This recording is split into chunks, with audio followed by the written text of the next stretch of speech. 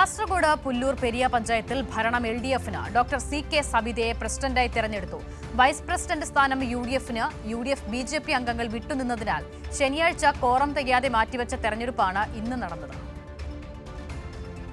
UDF അംഗങ്ങളും BJP അംഗങ്ങളും ഒത്തുചേർന്നുള്ള രാഷ്ട്രീയ നാടകത്തിനാണ് പുല്ലൂർ പെരിയയിൽ തിരിച്ചടിയേറ്റത്. പ്രസിഡന്റ് സ്ഥാനത്തെ ചൊല്ലിയുള്ള തർക്കത്തെ തുടർന്ന് ശനിയാഴ്ച വിട്ടുവന്ന 9 UDF അംഗങ്ങളും നേതൃത്വമായുള്ള സമവായ ചർച്ചയ്ക്ക് ശേഷം ഇത്തവണ തെരഞ്ഞെടുപ്പിനെത്തി.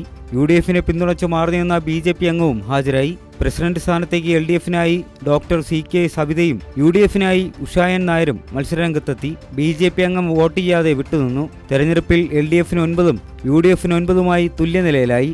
തുടർന്ന് നടന്ന നറുക്കെടുപ്പിൽ LDF വിജയം നേടി.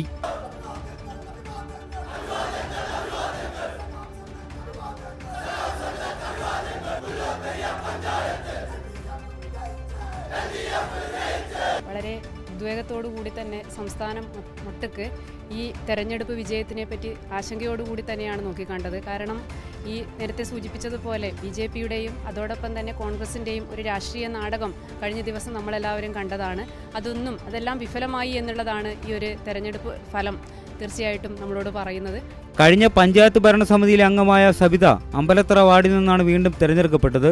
CPIM ജില്ലാ സെക്രട്ടേറിയറ്റ് അംഗം VV രമേശൻ, ജില്ലാ കമ്മിറ്റി അംഗം PK Nishanth, Kanhangad area secretary K Rajmohan എന്നിവർ സബിതയെ അനുമോദിച്ചു. 2019 ഒരു നിർഭാഗ്യകരമായിട്ടുള്ള സംഭവം, ആ സംഭവത്തെ